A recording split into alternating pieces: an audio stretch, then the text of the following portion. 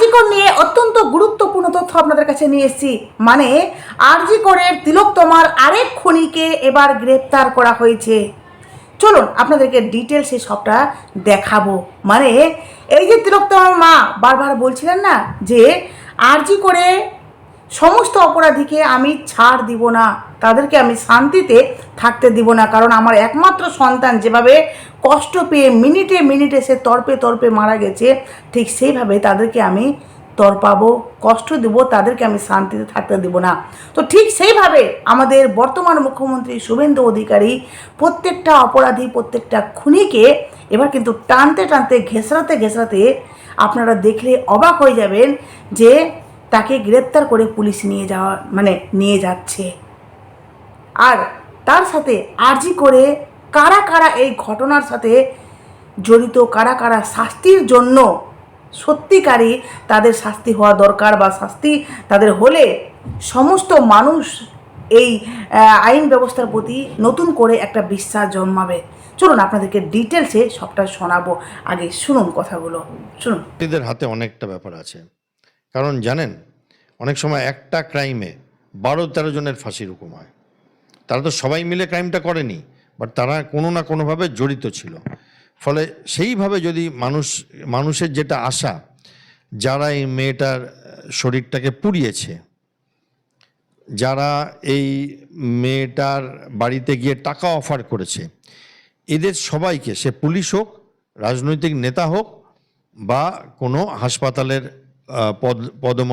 পদে থাকা মানুষ হোক, তাদের সবাইকে যদি বড় কোনো সাজা দিতে পারে, তাহলে ভারতবর্ষে একটা এটা, কারণ রেয়ারেস্ট অফ দ্য রেয়ার কেসে একটা ক্ষমতা থাকে জুডিশিয়ারির দৃষ্টান্তমূলক সাজা দেওয়ার, এবং সেইখানে তাহলে সবাই স্বস্তি পাবে।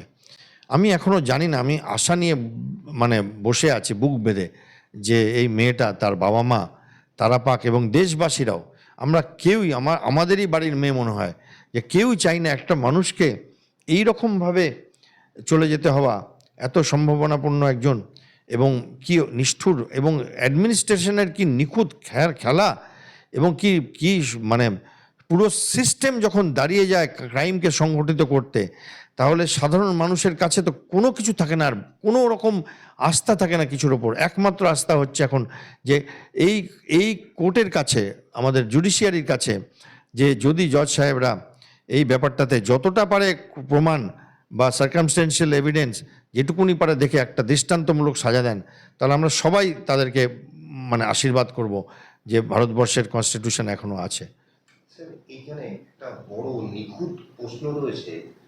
যখন সিবিআই এর যিনি এসেছিলেন, আমার মনে হয় অনেকটা মুছেও দিয়েছেন মানুষ, অনেকে মিলে, এবং সেইখানে যতটা পারে এই বৃত্তটা যদি 50 জনের হয়, এই 50 জনেরই সমান সাজা হওয়া উচিত।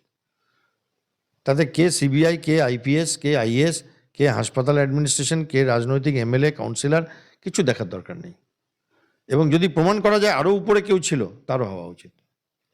যে জিনিসটা সবচেয়ে বড় দেখার কথা ছিল, যেটা কিছুদিন আগে একটা আমরা সংবাদ মাধ্যমে দেখুন, এটা অবভিয়াস। আমার মনে হয় যে তারা কিছু পাওয়ার লোভে তারা এই মামলাটাকে দায়সারাগোজভাবে করেছে, গাফিলতি করেছে, আমার ব্যক্তিগত মতামত, এবং আরও অনেক জায়গাতেই করেছে, এবং তাদের অর্গানাইজেশনের একটা বদনামও হয়ে গেছে এখন ভারতবর্ষে, সারা ভারতবর্ষে।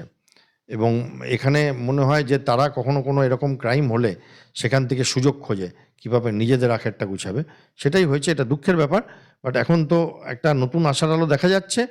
যদি হয় কিছু, আমরা আশা নিয়ে বুক বেঁধে আছি, যদি হয় অত্যন্ত আনন্দিত হব। এই আরজিকর হসপিটালের ডক্টর এই শান্তনু সেন নিজে বলছেন উনি নাকি আরজিকর কাণ্ডে হুইসেল ব্লোয়ার ছিলেন। আবার উনি সঙ্গে সঙ্গে এই কথাটাও বলছেন, আমি তখন মুখ খুলতে পারিনি আমার মেয়ের মুখের দিকে তাকিয়ে। কি বলবেন স্যার? আমি এই নিয়ে কিছু বলবো না। যারা মানুষরা, আমি বললাম না, যারা পড়াশোনা জানা মানুষ, ইন্টেলেকচুয়াল, যারা শিল্পী, তারা যখন ক্রাইম করে তারা নিখুঁতভাবে করে।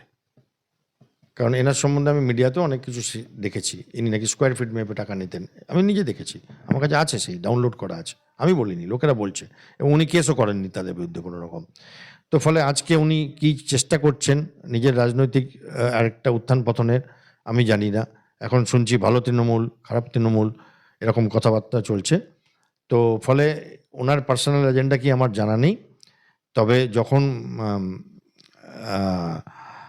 অনেক জায়গায় দেখছি আজকাল উনি ইন্টারভিউতে আসছেন, তো সেটা আমার কোনো, উনি কি বললেন না বললেন, উনি যদি একটা খারাপ কাজ করে একটা ভালো কাজও করেন, মোস্ট ওয়েলকাম।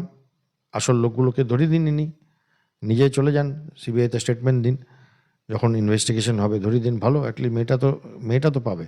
বাট সবাই, কেউ ছেলে, কেউ মেয়ে, কেউ বউ, কেউ কিছু একটা বাহানা দেয়, তাই জন্য মুখ খোলেনি, এবং এখন মুখ খুলছে তারা। তো এটা দেখে অবাক লাগে আর কি। তো অনেকে অনেক অনেক রকম রাজনৈতিক পাশা এখন ফেলছে, এবং আমার মনে হয় শাসক দল এখন যারা, তাদের সেই রাজনৈতিক ম্যাচুরিটি আছে এটা বুঝবার। আমরা তো রাজনীতি করি না, আমরা বুঝতে পারছি, তাহলে ওনারা কেন বুঝতে পারবেন না কি হচ্ছে আর কি। কারণ মানুষ ভোট দিয়েছিল এই সমস্ত মানুষগুলোর থেকে নিষ্কৃতি পাওয়ার জন্য। যদি তারা সেই ভুলটা করেন, তো তাদেরও আজকের থেকে তাহলে টাইম বম শুরু হয়ে গেল, তাহলে তাদের বিদায়টাও সময়ের অপেক্ষা হবে। স্যার, লাস্ট একটা প্রশ্নতে যাব। এই যে শান্তনু সেনের মতো তৃণমূলের তাবড় তাবড় নেতারা, তারা নিজেরা রিজাইন দিচ্ছেন, তৃণমূল ছেড়ে দিচ্ছেন, কিন্তু তারা সাথে সাথে হ্যাঁ, অবভিয়াসলি এটা তো হয়। যখন মানে একটা কথা আছে যে সূর্য যখন ওঠে তো তখন সবাই তার সাথে চলে, তো এটা হয়। এখন অনেক লোককে দেখেছি, একজনকে দেখলাম যিনি আমাদের এখন একজন মন্ত্রী হয়েছেন, মহিলা, তাকে অত্যন্তভাবে অপমান করলেন টিভিতে ক্যামেরাতে দেখলাম, এবং এখন তিনি বলছেন তিনি নাকি ওনাকে ভীষণ ভালোবাসেন। তো এগুলো দেখে আমি মানে মানুষ কতটা নিচে নামলে এরকম ডিগবাজি খেতে পারে, আমরা দেখে হতচকিত হয়ে যাই। এবং ঠিক আছে, রাজনীতিতে কি হয়, অনেক সময় কম্পালশনস থাকে, রাজনীতি থেকে তো বলাই হয় আর্ট অফ পসিবিলিটি, তাই না? ক্রিকেট আর রাজনীতিতে কিছু প্রেডিক্ট করা যায় না। তো ফলে আমি এই নিয়ে বেশি কথা বলবো না, ঠিক আছে, সেটা তাদের ব্যাপার, যারা এইসব দলফল করেন তাদের ব্যাপার। আমরা সুশাসন দেখতে চাই, আমরা সুবিচার দেখতে চাই, আমরা রাস্তাঘাট হকার মুক্ত দেখতে চাই, পরিষ্কার দেখতে চাই, পুলিশকে পুলিশের কাজ করছে সেটা দেখতে চাই, ভয়মুক্ত থাকতে চাই, কোনো প্রজাতি এসে আমাদের শেষ করে দেবে 1 ঘন্টার মধ্যে, এটা আমরা চাই না। সেইটুকুনি পেলেই যথেষ্ট হলো। টিভি পর্দায় কেউ হুঙ্কার দিচ্ছে, ডিজে বাজাবে, চড়াম করবে, এগুলো না হলেই হলো। তার বেশি সৎ অসৎ এগুলো নিয়ে আমরা সাধারণত অত মাথা ঘামাই না, খেটে খাই দাদা, আমাদের দরকার নেই কিছু সেরকমভাবে। একটু শান্তি আর একটু ন্যায় বিচার দেখলেই আমাদের যথেষ্ট। আপনার জীবন সুরক্ষা নিয়ে যেভাবে ছিনিমিনি খেলা হয়েছে, এর জন্য মমতা ব্যানার্জির জেল যাত্রা হওয়া উচিত? না, আমার মনে হওয়া উচিতের কি লাভ হবে? আমি কে? আমি তো নোবডি। আমার মতো কোটি কোটি মানুষ আছে যাদের কি মনে হয় সেটা নিয়ে কিছু দেখা হয় না। যারা শাসনকর্তা তারা যদি যথেষ্ট প্রমাণ জোগাড় করতে পারে তাহলে হবে। আর মনের ইচ্ছা কি? আমার মনের ইচ্ছা যে এই সমস্ত মানুষগুলো যারা এরকমভাবে আমাদের ভয় দেখিয়ে রেখেছিল, যারা এরকমভাবে দেশের সুরক্ষার সাথে ছিনিমিনি করেছিল, তারা যেন যতটা পারে দেশের শাসন ব্যবস্থার সাথে আর কখনো যুক্ত না হয়। সে জেলেই যাক বা রাজনৈতিক নির্বাসনে যাক, আমার সেটা কোনো বড় ব্যাপার না। হ্যাঁ, একজন বয়স্ক মানুষ জেলে গিয়ে বা কী করবে? ওখানেও গিয়ে খাবে দাবে ঘুমাবে, এখানেও ঘুমাক। বাট তারা যেন আর ডিসিশন মেকিং বডিতে না আসতে পারে, তাহলেই আমাদের জন্য একটা পরম প্রাপ্তি ওটা।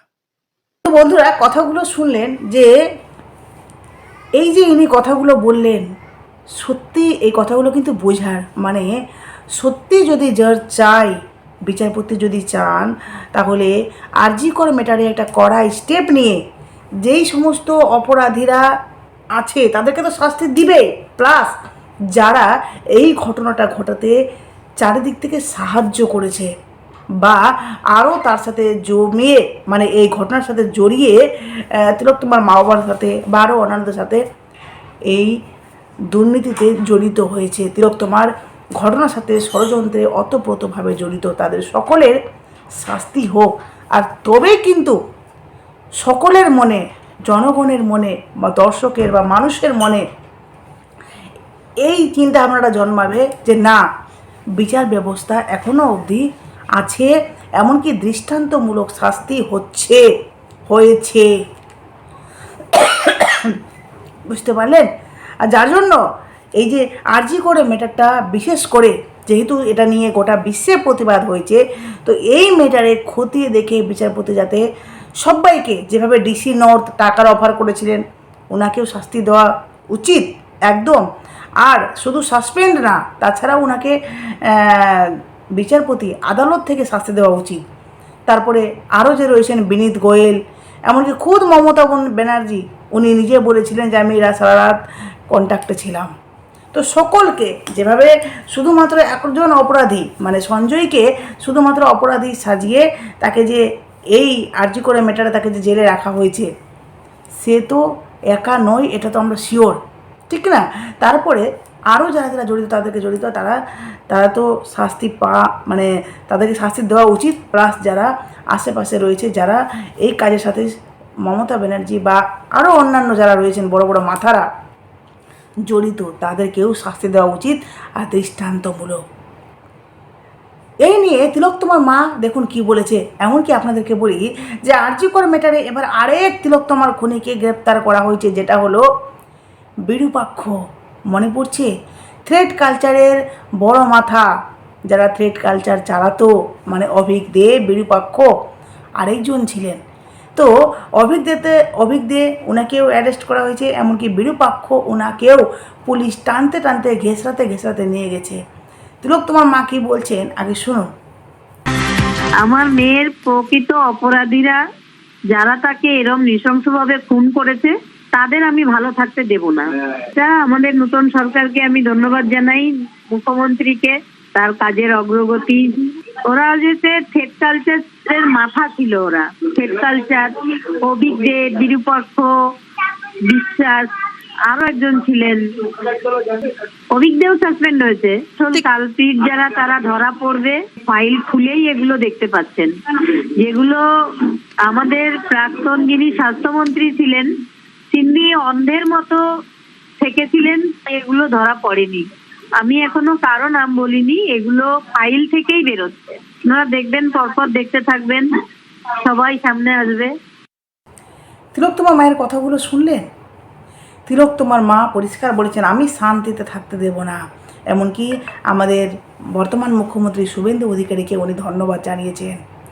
আরজি করের ম্যাটারে বিশেষ করে যদি আমাদের মুখ্যমন্ত্রী যে স্টেপ নিয়েছেন সেই স্টেপ অনুযায়ী যদি অপরাধীদেরকে সামনে আনতে পারেন বা দোষীদেরকে শাস্তি দিতে পারেন, খুনিদেরকে শাস্তি দিলে তবেই কিন্তু জনগণের মন শান্তি হবে যে না, আমরা যে নতুন সরকারকে এনেছি আনাটা আমাদের সার্থক হয়েছে। ঠিক আছে? আর আগামীতে দেখুন না আরও কী হয়, কারণ সবাই তো বিরূপাক্ষ, অভিক দে। দেখুন পুলিশ কি এখন, মানে সেই পুলিশ কীভাবে এখন শক্ত হয়ে গেছে, মনে হচ্ছে পুলিশ, তাই না? কিন্তু এই পুলিশই আগে ঘুমিয়েছিল। আসলে কি বলুন তো, পুলিশের দোষ না, পুলিশের হেড মানে পুলিশ মন্ত্রী যেভাবে ওনাদেরকে অর্ডার দিবেন, যেভাবে ওনাদেরকে বলা হবে সেভাবে তো ওনারা করবেন, তাই না? তো যাই হোক, আপনারা দেখলেন, অবশ্যই আপনাদের মূল্যবান মতামত দেবেন। অবশ্যই তিলোত্তমার জাস্টিস হোক সেই নিয়ে কমেন্ট বক্সে লিখুন, উই ডিমান্ড জাস্টিস।